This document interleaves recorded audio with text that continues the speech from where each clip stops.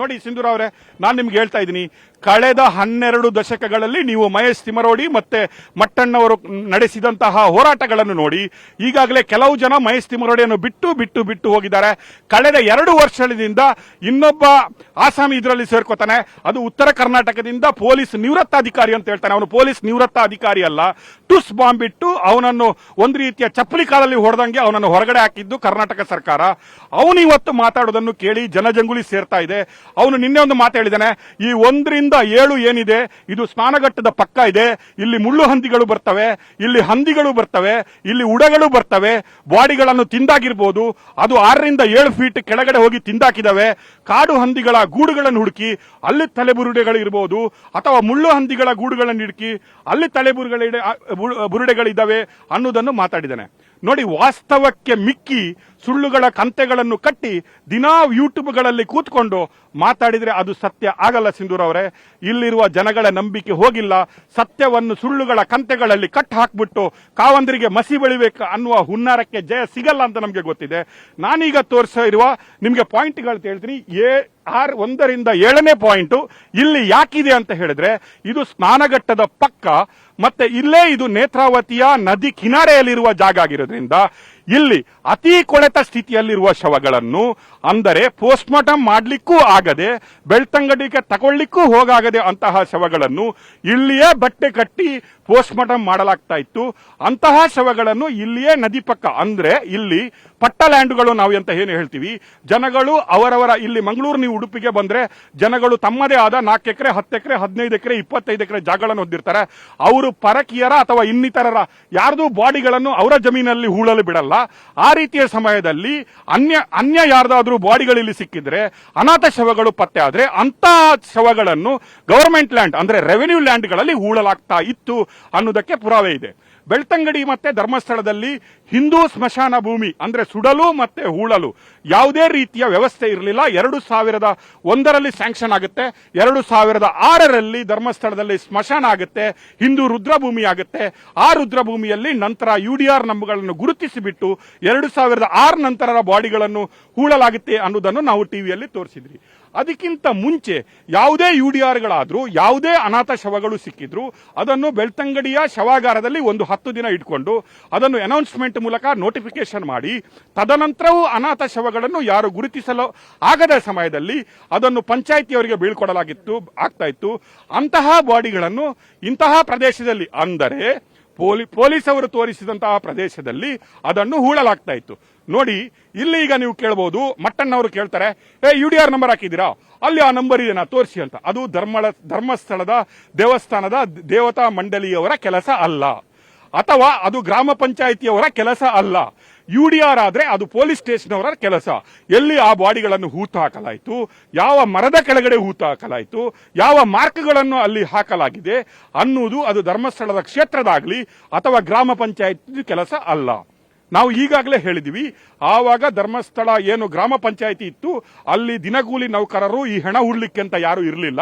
ಆಗ ಇಂತಹ ಬಾಡಿಗಳನ್ನು ಸಿಕ್ಕಿದ್ರೆ ಅವರು ಆ ರೀತಿಯ ಟೆಂಪ್ರರಿ ಅರೇಂಜ್ಮೆಂಟ್, ಅಂದ್ರೆ ಆವತ್ತಿಗೆ ಯಾರಾದ್ರೂ ಒಬ್ಬ ಕೂಲಿಯವನನ್ನು ಕರ್ಕೊಂಡು ಬಂದು ಅವನಿಗೆ ನಾವು ನೋಡಿದ್ವಿ 30 ರೂಪಾಯಿಯಿಂದ 50 ರೂಪಾಯಿಯಿಂದ 350 ರೂಪಾಯಿವರೆಗೆ ಯಾವ ರೀತಿಯಲ್ಲಿ ಅವನಿಗೆ ಭತ್ಯೆ ಕೊಡಲಾಗ್ತಾ ಇತ್ತು. ಒಂದು ಬಾಡಿಯನ್ನು ಹೂತಾಕಿದ್ರೆ ಅದಕ್ಕೆ ನಾವು RTI ಮೂಲಕ ತೆಗೆದುಕೊಂಡ ಎಲ್ಲಾ ಡಾಕ್ಯುಮೆಂಟ್ಗಳನ್ನು ನಾವು ನಿಮಗೆ ತೋರಿಸಿದೀವಿ, ವೀಕ್ಷಕರಿಗೆ ತೋರಿಸಿದೀವಿ. ಅದರಲ್ಲಿ ರೆವಿನ್ಯೂ ಸ್ಟ್ಯಾಂಪ್ ಇರೋದಿತ್ತು, ಅವರದ್ದು ಬ್ಯಾಲೆನ್ಸ್ ಶೀಟ್ಗಳನ್ನು ನೋಡಿದ್ವಿ, ಖರ್ಚು ವೆಚ್ಚಗಳನ್ನು ಯಾವುದರಲ್ಲಿ ಹಾಕಿದ್ದಾರೆ ಅದನ್ನು ತೋರಿಸಿದ್ವಿ, ಯಾವ ಏಜಿಯ ಬಾಡಿಗಳನ್ನು ಅಂತ ತೋರಿಸಿದ್ವಿ, ಎಷ್ಟು ಹೆಂಗಸರ ಬಾಡಿಗಳು, ಎಷ್ಟು ಗಂಡಸರ ಬಾಡಿಗಳು, ಎಷ್ಟು ಮಕ್ಕಳ ಬಾಡಿಗಳು, ಅದರೊಟ್ಟಿಗೆ ಭಿಕ್ಷುಕನ ಬಾಡಿಗಳನ್ನು ನಾವು ವೀಕ್ಷಕರಿಗೆ ಪ್ರತಿಯೊಂದು ಹಂತದಲ್ಲಿ ವಿತ್ ಡಾಕ್ಯುಮೆಂಟ್ ತೋರಿಸಿದ್ವಿ.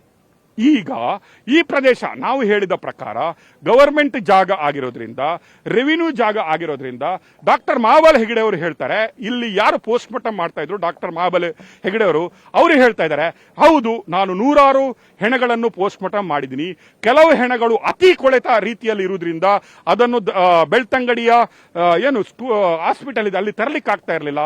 ನಾವು ಅಲ್ಲೇ ಹೋಗಿ ಟೆಂಪ್ರರಿ ಅರೇಂಜ್ಮೆಂಟ್ಗಳನ್ನು ಮಾಡಿಸಿಕೊಂಡು ಗುರುತು ಹಿಡಿಯಲಾಗದಂತಹ ಶವ ಶವಗಳು, ಅಂದರೆ ಅದು ಹೆಣ್ಣೋ ಅದು ಗಂಡೋ ಯಾವುದು ಶವಗಳು ಅಂತ ಗುರುತು ಹಿಡಿಯಲಾಗದಷ್ಟು ಕೊಳೆತು ಹೋದ ಶವಗಳನ್ನು ನಾವು ಅಲ್ಲೇ ಪೋಸ್ಟ್ ಮಾರ್ಟಮ್ ಮಾಡ್ತಾ ಇದ್ದೀವಿ, ಅಲ್ಲೇ ಪಕ್ಕ ಪೊಲೀಸರಿಗೆ UDR ಮಾಡಿ ಅಲ್ಲೇ ಹೂತು ಹಾಕಲಾಗತ್ತಿತ್ತು ಅಂತ ಹೇಳ್ತೀವಿ. ನಿನ್ನೆ ಮಟ್ಟಣ್ಣವರೊಂದು ಕತೆಗಳನ್ನು ಕಟ್ತಾ ಇದ್ದಾರೆ. ಜಾಗ್ರಫಿಯಲಾಗಿ ನಾವು ಇನ್ನೊಂದು ಟೆಕ್ನಾಲಜಿ ಇಟ್ಕೊಂಡು ಇಡೀ ಧರ್ಮಸ್ಥಳದಲ್ಲಿ ಕೆಳಗಡೆ ಎಷ್ಟು ಬಾಡಿಗಳಿದೆ ಅಂತ ಹುಡುಕ್ಬೋದು, ಅಮೆರಿಕದಿಂದ ಟೆಕ್ನಾಲಜಿ ಬರಬೇಕು, ನಮ್ಮ ಏನು SIT ಅವ್ರ ಹತ್ರ ಇಲ್ಲ ಅಂತ. ನೋಡಿ, ಕಾಗಕ್ಕ ಗುಗಪ್ಪ ಸ್ಟೋರಿಗಳು ಇಡೀ ನಡೆಯಲ್ಲ. ಕರ್ನಾಟಕದಲ್ಲಿ ಅವರೇ ಕೇಳಿದಂತಹ ಪ್ರಣಬ್ ಮೋಹಂತಿಯನ್ನು ಹಾಕಿದ್ದಾರೆ, ಅವರೇ ಕೇಳಿದಂತ SIT ಅನ್ನು ಹಾಕಿದ್ದಾರೆ, ಅವರೇ ಒಂದು ಬುರುಡೆಯನ್ನು ತಗೊಂಡೋಗಿ ಕೊಟ್ಟಿದ್ದಾರೆ. ಇನ್ನು ಆ ಬುರುಡೆ ಇನ್ನೂ ಮಹಾಜಾರಿಗೆ ಹೋಗಿದ, FSL ಹೋಗಿದ ಅಂತ SIT ಅವರು ಹೇಳಿರೋದಿಲ್ಲ. ಅಷ್ಟು ಹೊತ್ತಿಗೆ ಮಟ್ಟಣ್ಣವರು ಹೇಳ್ತಾರೆ, ನನಗೆ FSL ಇಂದ ರಿಪೋರ್ಟ್ ಬಂದಿದೆ, ಆ ಹೆಣವು ಆ ಅಸ್ಥಿ ಪಂಜರವು 25 ವರ್ಷದ ಹುಡುಗಿಯರದು ಅಂತ ಕೂತ್ಕೊಂಡು ಯೂಟ್ಯೂಬ್ ಅಲ್ಲಿ ಘಂಟಾಘೋಷವಾಗಿ ಕೂಗ್ತಾನೆ. ನಿನ್ನೆ ಒಂದು ಯೂಟ್ಯೂಬ್ ಅಲ್ಲಿ ನೋಡಿ, ಕಾವಂದ್ರ ಬಗ್ಗೆ, ಕಾವಂದ್ರ ಫ್ಯಾಮಿಲಿಯ ಬಗ್ಗೆ ಏಕವಚನ ಮಾತ್ರ ಅಲ್ಲ, ಅವ್ಯಾಚ ಶಬ್ದಗಳಿಂದನೂ ಮಾತಾಡ್ತಾನೆ. ಕ್ಷಮೆಗೆ ಒಂದು ಲಿಮಿಟ್ ಇದೆ, ಶಾಂತಿಗೆ ಒಂದು ಲಿಮಿಟ್ ಇದೆ, ತಡ್ಕೊಳ್ಳುವುದಕ್ಕೂ ಒಂದು ಲಿಮಿಟ್ ಇದೆ ಅನ್ನೋದನ್ನು ಮರೆತ ಮಟ್ಟಣ್ಣವರ್ ಈಗ ಏನು ಅತಿಶಯೋಕ್ತಿ ಅಂತ ಹೇಳೋದು ಬೇಡ, ಈಗ ಎಲ್ಲವನ್ನೂ ಕಳ್ಕೊತಾ ಇದ್ದೀವಿ, ಈಗ ನಾವು ಮುಳುಗ್ತೀವಿ, ನಾವು ಅಗಿತಾ ಇರುವುದು ಸತ್ಯವನ್ನು ಅಗಿತಾ ಇಲ್ಲ, ನಮ್ಮ ಗುಂಡಿಗಳನ್ನು ನಾವೇ ತೋಡ್ಕೋತಾ ಇದ್ದೀವಿ ಅನ್ನುವ ರೀತಿಯಲ್ಲಿ ಈಗ ಬೊಬ್ಬೊಡಿಲಿಕ್ಕೆ ಶುರು ಮಾಡಿದ್ದಾನೆ. ನಾನು ನಿಮ್ಗೆ ಆವತ್ತು ಹೇಳಿದ್ದೀನಿ, ಕಾರ್ಕಳದ ಸ್ಪೀಚ್ ಇಂದ ಹಿಡಿದು ನಮ್ಮ ಧರ್ಮ ಸಂರಕ್ಷಣೆ ಯಾತ್ರೆಯಲ್ಲೂ ಹೇಳಿದೀನಿ, ಇವರಿಗೆ ಒಂದಿನ ಹುಚ್ಚಿಡಿಯುತ್ತೆ, ಈ ಹುಚ್ಚೇ ಇವರನ್ನು ಒಂದಿನ ಜೈಲಿಗೆ ಕಳಿಸುತ್ತೆ ಅಂತ ಹೇಳ್ತೀನಿ. ಅತಿರೇಕದ ಪರಮಾವಧಿಯ ಸುಳ್ಳುಗಳು, ಈ ಸುಳ್ಳಿನ ಕಂತೆಗಳು, ಈ ಸ್ಟೋರಿಗಳು ಎಲ್ಲವನ್ನು ಕೇಳಿದ್ರೆ ಈಗ ಸೌಜನ್ಯನಿಗೆ ನ್ಯಾಯ ಕೊಡುವ ಸಮಯ ಬಂದಿದೆ, ನಕಲಿ ಹೋರಾಟಗಾರರನ್ನು ಜೈಲಿಗೆ ಕಳಿಸುವ ಸಮಯ ಬಂದಿದೆ. ಇನ್ನು ಬೊಬ್ಬೆ ಹೊಡಿಲಿಕ್ಕಾಗಲ್ಲ. ಇನ್ನು ನೀವೇ ಕೇಳಿದಂತಹ ಪ್ರಣಬ್ ಮೋಹಂತಿ ಚಾರ್ಜ್ ಶೀಟ್ ಆಗುವ ಟೈಮ್ ಬರುತ್ತೆ. ನೀವೇ ನೋಡಿ, ಈಗಲೂ ನಿನ್ನೆ ಹೇಳ್ತಾ ಇದ್ರು, ನೋಡಿ ವೀರೇಂದ್ರ ಹೆಗಡೆ ಅವರಿಗೆ ಪೊಲೀಸರು ಯಾರು ಕೊಟ್ಟಿಲ್ಲ, ನನ್ನ ಮಹೇಶಣ್ಣನಿಗೆ ಒಂದು ಗನ್ಮ್ಯಾನ್ ಇತ್ತು, ಈಗ ಸೌಜನ್ಯ ಏನು ಮಾಡಿದಾಳೆ ಅಂದ್ರೆ 2 ಪೊಲೀಸ್ ಅವರನ್ನು ಒಂದೊಂದು ಹೆಣಕ್ಕೆ ಇಟ್ಟಿದ್ದಾರೆ ಅಂತ ಹೇಳಿದ್ರು. ಪೊಲೀಸ್ ಅವರು ಕಾಯ್ತಾ ಇರೋದು ಸೌಜನ್ಯನಲ್ಲ, ಪೊಲೀಸ್ ಅವರು ಕಾಯ್ತಾ ಇರೋದು ಈ 7 ಗುಂಡಿಗಳನ್ನು. ಯಾಕಂದ್ರೆ ನಾಳೆ ಪುನಃ ಇವರು ಎಲ್ಲಿಂದಲೂ ಒಂದು ಅಸ್ಥಿ ಪಂಜರವನ್ನು ತಗೊಂಡು ಬಂದು ಹಾಕ್ಬಿಟ್ರೆ, ಇಲ್ಲಿ ಪುನಃ ಅಸ್ಥಿ ಪಂಜರ ಸಿಕ್ಕಿದೆ ಅಂತ ಹೇಳ್ಬಿಟ್ರೆ ಪೊಲೀಸ್ ಅವರು ಆನ್ಸರೇಬಲ್ ಆಗುತ್ತಾರೆ. ಇಲ್ಲಿ ಯಾವುದು ಸಿಕ್ಕಿದೆ ಯಾವುದು ಸಿಕ್ಕಿಲ್ಲ ಅನ್ನೋದಕ್ಕೆ ಇನ್ನೂ SIT ಯಾವ ರೀತಿಯ ಒಂದು ವಿವರಣೆಯನ್ನು ಕೊಟ್ಟಿಲ್ಲ. ನಿಮ್ಗೆ ಗೊತ್ತಿದೆ, ಒಂದು ಪ್ಯಾನ್ ಕಾರ್ಡ್ ಸಿಕ್ತು, ಒಂದು ID ಕಾರ್ಡ್ ಸಿಕ್ತು, ಎಲ್ಲಾ ಯೂಟ್ಯೂಬ್ಗಳಲ್ಲಿ ಸಂಭ್ರಮಾಚರಣೆ ಮಾಡಲಾಯಿತು. ಹೌದಾ, ನಾವು ಹೇಳಿದ್ವಿ ಸಿಕ್ಬಿಡ್ತು ನೋಡಿ, ಅಲ್ಲಿ ಲಕ್ಷ್ಮಿ ಅನ್ನೋದು ಒಂದು ಪ್ಯಾನ್ ಕಾರ್ಡ್ ಸಿಕ್ಕಿದೆ, ಅಲ್ಲಿ ಆ ಹೆಣ್ಣು ಮಗುದು ರವಕೆ ಸಿಕ್ಕಿದೆ ಅಂತ. ನಾನು ನಿಮ್ಗೆ ಈಗ ಸ್ನಾನಘಟ್ಟ ತೋರಿಸ್ತಾ ಇದ್ದೀನಿ ಸಿಂಧೂರ್ ಅವರೇ, ಇಲ್ಲಿ ಈಗಲೂ ಸ್ನಾನ ಆಗ್ತಾ ಇದೆ, ಈಗಲೂ ನೀವು ರವಕೆಗಳನ್ನು ನೋಡಬಹುದು, ಈಗಲೂ ನೀವು ಇಲ್ಲಿ ಅಂಡರ್ ಗಾರ್ಮೆಂಟ್ಗಳನ್ನು ನೋಡಬಹುದು, ಈಗಲೂ ನೀವು ಇಲ್ಲಿ ಪ್ಯಾಂಟ್ ನೋಡಬಹುದು. ನಾನು ತೋರಿಸ್ತಾ ಇದ್ದೀನಿ, ನಾನು 1995ಕ್ಕೆ ಹೋಗ್ತಾ ಇಲ್ಲ, ನಾನು 2025 ಇವತ್ತಿನ ಪ್ರೆಸೆಂಟ್ ಸಿಚುವೇಶನ್ ಅಲ್ಲಿ ನಾನು ನಿಮ್ಗೆ ತೋರಿಸ್ತಾ ಇದ್ದೀನಿ. ಅಲ್ಲಿನೂ ಕೂಡ ಬ್ಲೌಸ್ಗಳಿದ್ದಾವೆ, ಅಲ್ಲಿನೂ ಈಗಲೂ ಕೂಡ ಅಂಡರ್ವೇರ್ಗಳಿದ್ದಾವೆ, ಇಲ್ಲಿನೂ ಈಗಲೂ ಕೂಡ ಮಹಿಳೆಯರ ಒಳ ಉಡುಪುಗಳನ್ನು ಇಲ್ಲಿ ನೋಡಬಹುದು ನೀವು. ಅಂದರೆ ದೇವಸ್ಥಾನಕ್ಕೆ ತೀರ್ಥಯಾತ್ರೆಗೆ ಬಂದಂತಹ ಜನಗಳು ಪರಿಪಾಠ ಮಾಡ್ಕೊಂಡಿದ್ದಾರೆ, ಅಭ್ಯಾಸ ಮಾಡ್ಕೊಂಡಿದ್ದಾರೆ. ಇಲ್ಲಿ ನೀವು ಸ್ವಚ್ಛತಾ ಫಲಕಗಳನ್ನು ಹಾಕಲಾಗಿದೆ. ಇಲ್ಲಿ ದೇವಸ್ಥಾನದ ಕಚೇರಿಯಿಂದ ಹೇಳ್ತಾರೆ, ಯಾವ ರೀತಿಯ ಒಳ ಉಡುಪುಗಳನ್ನು ಇಲ್ಲಿ ಬಿಡಬೇಡಿ, ನೀವು ಯಾವ ರೀತಿಯ ಪ್ಲಾಸ್ಟಿಕ್ ಗಳನ್ನು ಇಲ್ಲಿ ಬಿಸಾಕಬೇಡಿ, ನೇತ್ರಾವತಿ ಅನ್ನುವುದು ಒಂದು ಪವಿತ್ರ ತೀರ, ಅದನ್ನು ಹಾಳುಗಡಬೇಡಿ, ಅದನ್ನು ನೈರ್ಮಲ್ಯ ಮಾಡಬೇಡಿ, ಅದನ್ನು ಸ್ವಚ್ಛತೆ ಇಟ್ಕೊಳ್ಳಿ ಅಂತ ಹೇಳ್ತಾರೆ. ನೀವು ನೋಡಿ, ಯಾವ ರೀತಿಯ ಸೆಕ್ಯೂರಿಟಿಗಾಗಿ ಜನಗಳು ಸ್ನಾನಘಟ್ಟದಿಂದ ಆ ಕಡೆ ಹೋಗಿ ಮುಳುಗಬಾರ್ದು ಅಥವಾ ನೀರಿನ ಸುಳಿಯಲ್ಲಿ ಸಿಕ್ಕಾಕೊಂಬಾರ್ದು ಅನ್ನುವ ಒಂದು ಪರಿಧಿಯನ್ನು ಹಾಕಿದ್ದಾರೆ. ಅಲ್ಲಿ ನೋಡಿ, ಈಗಲೂ ಮಹಿಳೆಯ ಒಳ ಉಡುಪು ಇದೆ, ಎಲ್ಲ ಇದೆ. ಅದರ ನಂತರ ಯಾವ ಗುಂಡಿಯನ್ನು ತೋರಿಸಿದೀವಿ ನಾವು, ಅಲ್ಲಿ ನೋಡಿದ್ರೆ ಈಗ ನೀರು ಹರಿತಾ ಇದೆ, ಇನ್ನು ಸ್ವಲ್ಪ ದಿನಗಳು ಹೋದ ನಂತರ ನೀರು ಕೆಳಮಟ್ಟಕ್ಕೆ ಹೋಗುತ್ತೆ.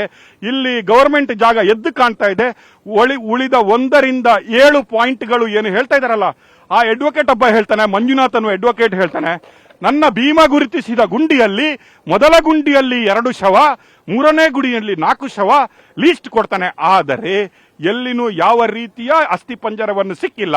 ಪಾಯಿಂಟ್ ನಂಬರ್ 6 ರಲ್ಲಿ ಸಿಕ್ಕಿದೆ ಅಂತ ಹೇಳ್ತಾನೆ. ಪಾಯಿಂಟ್ ನಂಬರ್ 6 ಇರಲ್ವಾ, UDR ಏನಿದೆ ಅಲ್ವಾ, ಆ UDR ಅನ್ನು ನಾವು ಗುರುತಿಸಿದೀವಿ.